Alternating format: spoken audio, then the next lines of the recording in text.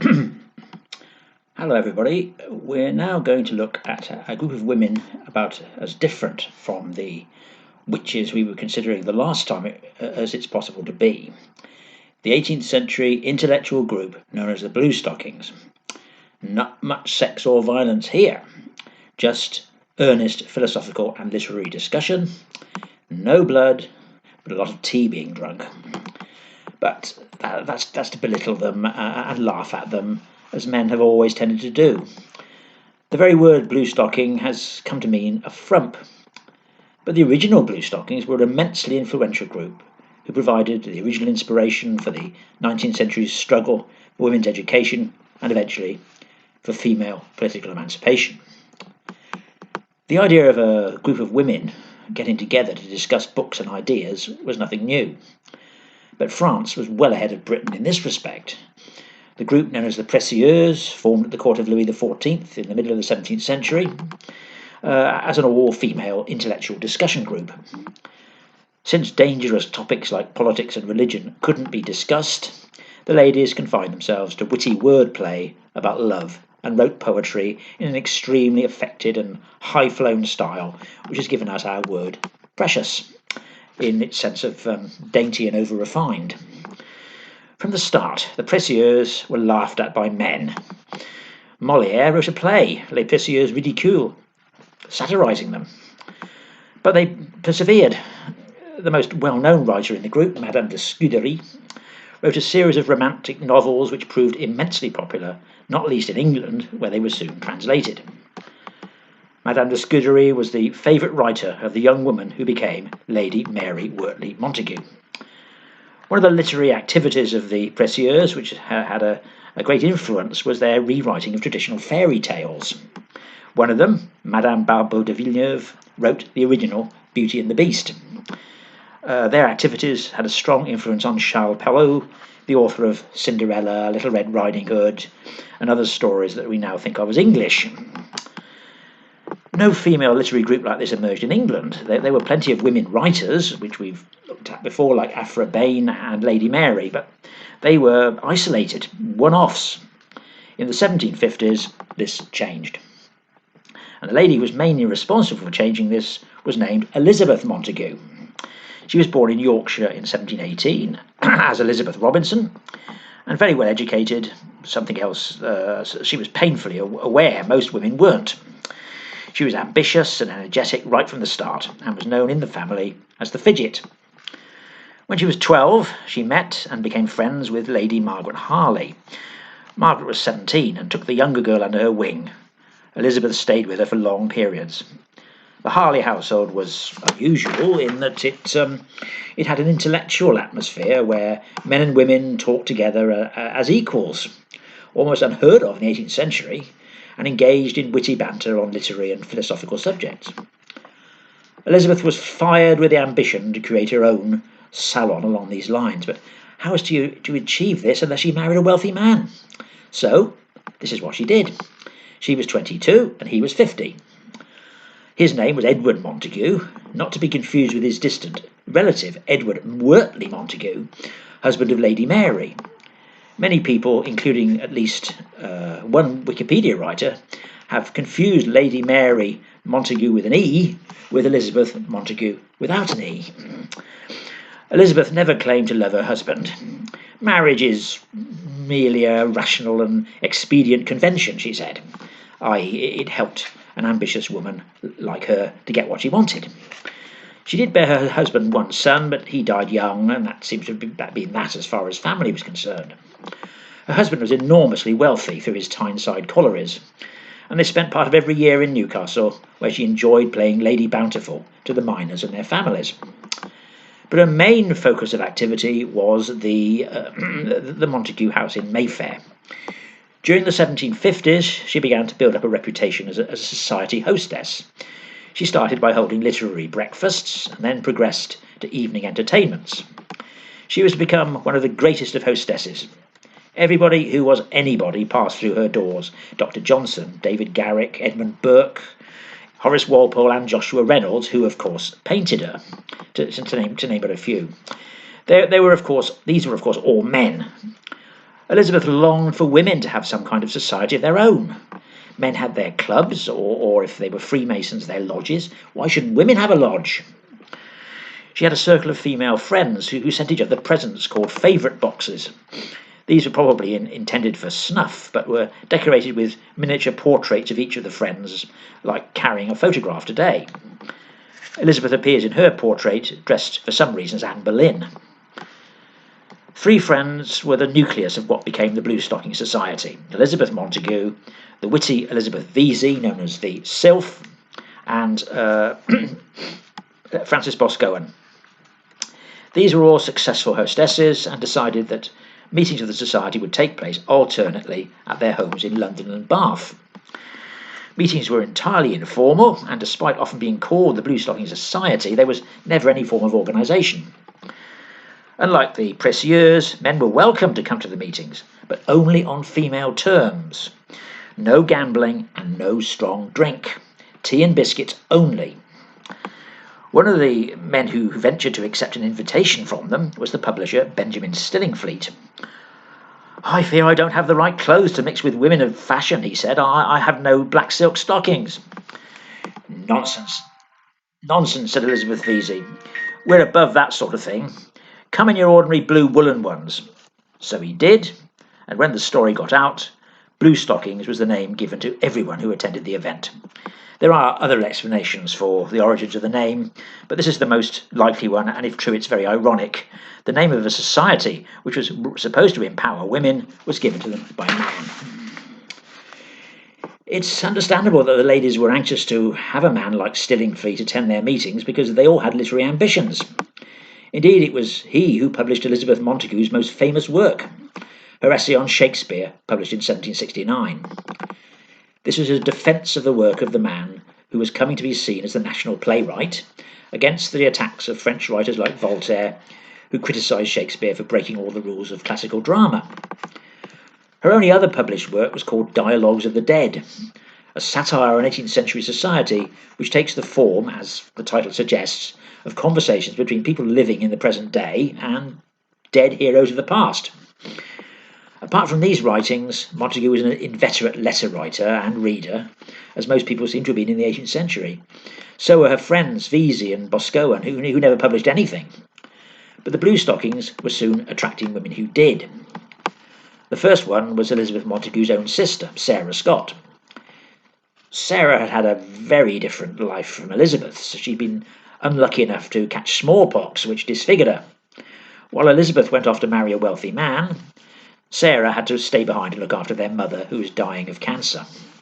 When the mother eventually died, she saw a chance of escape and contracted a marriage with a penniless man called George Scott. The marriage was a disaster and probably never consummated, for reasons unknown, although it has been speculated that lesbianism had something to do with it. After a year, her father came and carried her off from her husband's house. The scandal was covered up.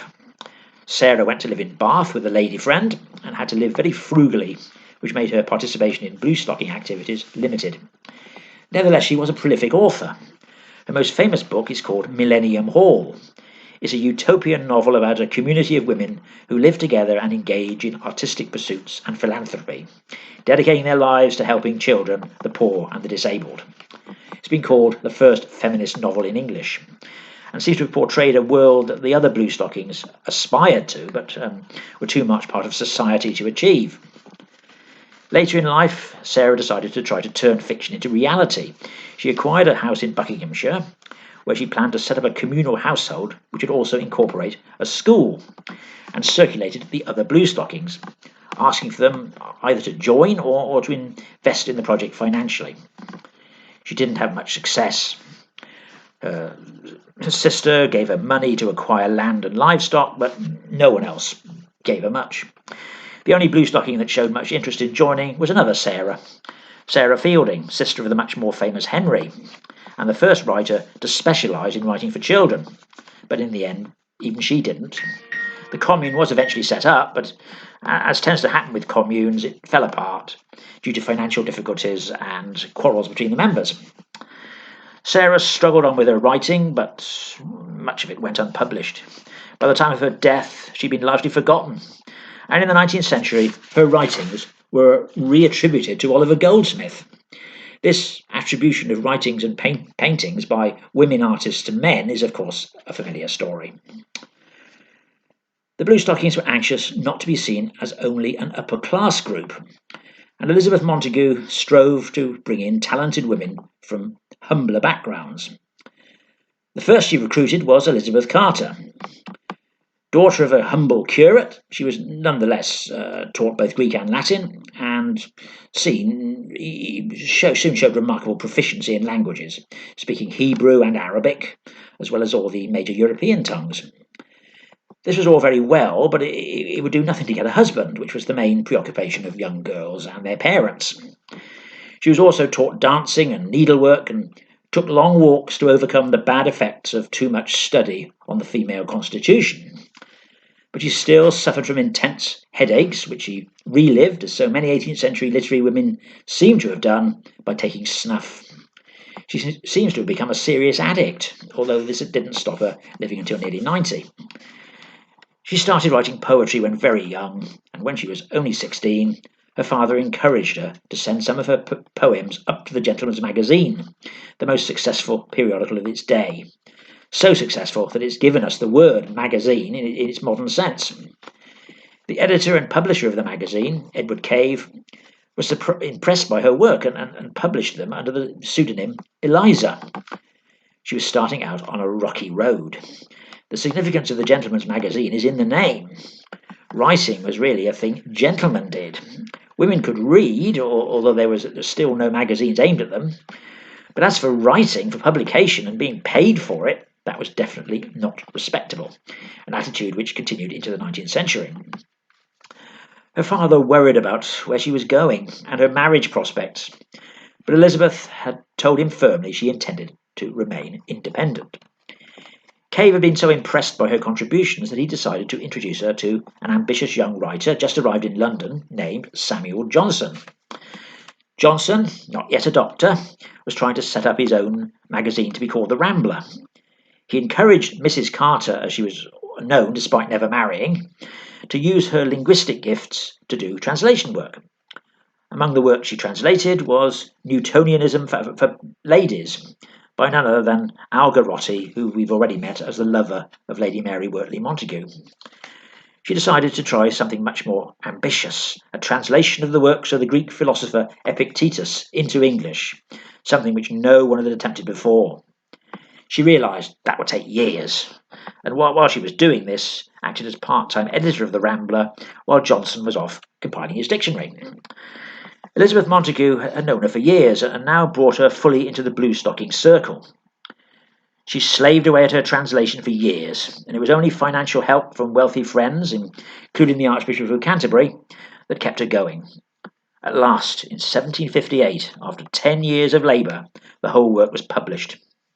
It was, many considered, the most extraordinary feat by a woman up until then. It showed that a woman could match any men for sheer brain power, and she allowed herself to be painted in the guise of Minerva, the goddess of wisdom. Men were in awe of her achievements and somewhat intimidated by her. In many ways, it was Elizabeth Carter who established the reputation that the Bluestockings acquired, and to some extent still have. Spinster ladies, austere, dedicated, high-minded, and somewhat sexless. The earlier Bluestockings, who enjoyed male company and even flirted with men, if in a genteel way, hadn't been like that at all. She can be bracketed with another austere character who never married, Hester Chapone. Hester didn't write literary works. She wrote what were called conduct books, telling young women how they should behave. These were enormously popular in the 18th century. Chapone's most famous work, Letters on the Improvement of the Mind addressed to a Young Lady, actually her 15-year-old niece, was published in 1773 and had gone through 16 editions by 1800. It was to have a tremendous influence, first of all on the young Mary Wollstonecraft, who was just starting her literary career when the book was published. But its influence extended far into the 19th century. In Vanity Fair, Thackeray seems to have modelled Miss Pinkerton, the keeper of the Academy for Young Ladies, which Becky Sharp attended, on Mrs. Chapone. Elizabeth Gaskell mentions both her and Elizabeth Carter in Cranford, and Bronte mentions her in Agnes Grey. She seems to have influenced all the women writers of the early 19th century, including Jane Austen. So, what was so appealing about her ideas? They're formidably high-minded. Since there was little chance that a girl could get an education at a good school, and none at all that she could go to university, she must educate herself. She must study the Bible, history, and the great works of literature. But that's only the start. She must set herself a programme of study and follow it rigorously. She must study bookkeeping, household management, botany, geology, astronomy. The reading of sentimental novels must be avoided at all costs. How many women actually tried to follow this scheme is not known, but Mary Wollstonecraft certainly did. What she liked about Hester was her emphasis on women being rational beings, and not just, as most men saw them, weak creatures dominated by their emotions. To use Jane Austen's terminology, Mrs. Chapone represented sense against sensibility, and this was the basis of her appeal. A writer who did marry, but perhaps shouldn't have done, and was to have a wide influence, was Anna Letitia Barbauld. Like Elizabeth Carter, she came from a provincial clerical background, but in her case, she was brought up as a dissenter, and always felt herself an outsider, partly because of that, and partly because she had doubts about her identity as a woman, which has of course attracted much interest in her today. As a child, she demanded her father teach her classics and languages, and her mother became reconciled early on to the fact that no man would marry her daughter, and a life of spinsterhood awaited her. In 1758, her father obtained a teaching post at the famous Dissenting Academy at Warrington. At this time, Warrington was the best school in England, Eton and the traditional Anglican schools being in such a mess. But Warrington wasn't just a school, it was more like an alternative university. One of the teachers was a Unitarian preacher called Joseph Priestley, better known today as a scientist and the discoverer of oxygen. And Barbauld wrote a poem about the mouse that he used in one of his experiments. The French master was none other than Jean-Paul Marat, later to be a French revolutionary leader, the one who was murdered in his bath by Charlotte Corday. Indeed, there is a legend that Marat was a suitor for young Anne's hand. She was 15 at the time, and apparently very beautiful, but she received many offers of marriage, but turned them all down. Marriage was not for her. Then in 1773, she published a book of poems. It was a sensational success, going through 4 editions in a single year. She followed this up with a collection of essays, favourably compared with Dr. Johnson's. She was an obvious recruit for the Bluestocking circle. Then she did something surprising. Against all her previous inclinations, she got married. Her husband was Rochemont Barbauld, a French Huguenot and an ex-pupil at Warrington.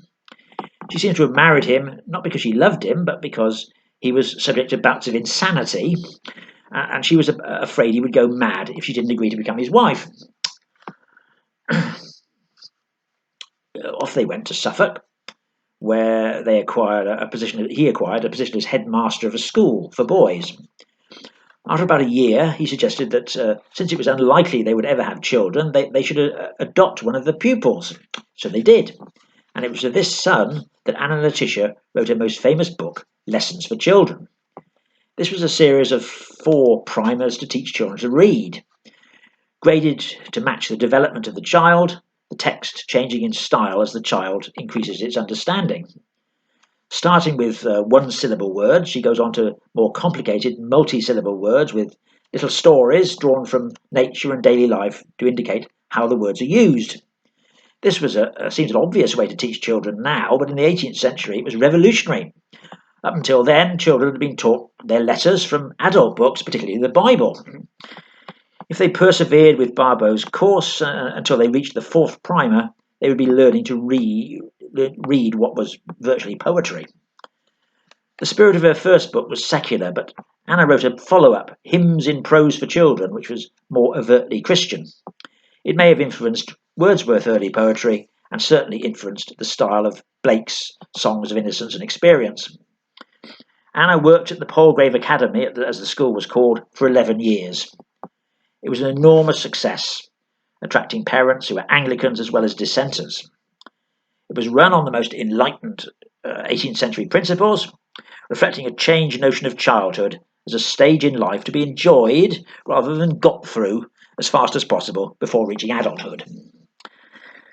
At Palgrave, in spectacular contrast to Eton, there was no corporal punishment, and pupils took part in the government of the school, with a system of fines for misbehaviour. The curriculum, too, was completely different, with practical modern subjects, including science and modern languages. The school came to an end in 1785, when her husband's fragile health finally broke down. Anna moved back to London and became increasingly involved in political matters, campaigning for the granting of equality of rights to dissenters, and then for the abolition of the slave trade. This went entirely against the original ethos of the Bluestockings. Elizabeth Montagu had laid it down as a rule right at the start that there was to be no politics discussed at their meetings. But the growing political controversies in the turbulent last years of the 18th century was to make this impossible, and did more than anything else to break up the grouping. But in the 1770s, this was all in the future. The Bluestockings were at the height of their influence, and many of them were individually famous. In 1779, an artist named Richard Samuel decided to immortalise them in paint. It was common for men to pose in classical costume, so why not women too? Joshua Reynolds had suggested it, and at the exhibition of his newly created Royal Academy he'd founded, Samuel exhibited a painting called The 9 Living Muses of Great Britain in the Temple of Apollo, and there they all are portrayed as goddesses, flatteringly posed in Greek costumes. Elizabeth Montagu is in a prominent position on the left. Elizabeth Carter and Anna Letitia Barbeau are on the right. The other 6 names belong to the next generation. In the middle, playing the lyre, is Betsy Sheridan. Seated appropriately at an easel is Angelica Kaufman, while around them are Charlotte Lennox, Hannah More, Catherine Macaulay, and Elizabeth Griffith. There's no evidence that these 9 ever met together, and it's not clear whether any of them actually posed for Samuel.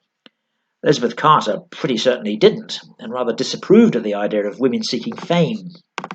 If any of the others did, well, their appearance was somewhat idealised. Even before this, Josiah Wedgwood, always someone to spot a business opportunity, had started at his Staffordshire factory producing ivory cameos of Elizabeth Montagu and Anna Letitia Barbeau. They're portrayed in profile in classical style. Elizabeth with a veil like a Roman matron, and Anna with a laurel wreath. With the appearance of Samuel's painting, another enterprising businessman, the publisher Joseph Johnson, also got in the act, turning the portrait into an engraving and shrinking it so as to fit into a pocketbook. These pocketbooks were carried around by many young ladies and acted like diaries, and so they would have a picture of their heroines always with them to admire.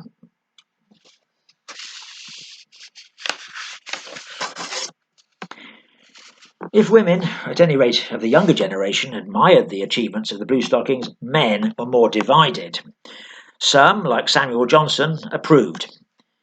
He may have owned one of Wedgwood's cameos of Montagu. He was certainly familiar with it, and of course had known her for many years.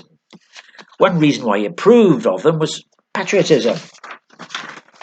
The Bluestockings were not just brilliant women, they were brilliant British women. It showed how superior Britain now was to France, when the 18th century philosophers tended to be scornful of women's intellectual ability. Other men, probably the majority, tended to despise and probably fear female pretensions and mock their achievements.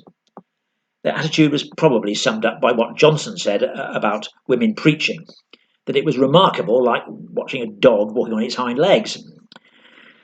The cartoonists had a field day with the Bluestockings. They were consistently portrayed as old, ugly, and sexually voracious. One particularly hideous one, called Eloise and Abelard, features Elizabeth Montagu as a witch-like creature with a ludicrous hairstyle, even by 18th century standards, being asked for her favours by a fat and simpering suitor, a caricature of the poet and clergyman William Mason. Such attacks continued all through the existence of the Bluestockings, but It didn't prevent a second generation emerging, and next time we'll turn to them.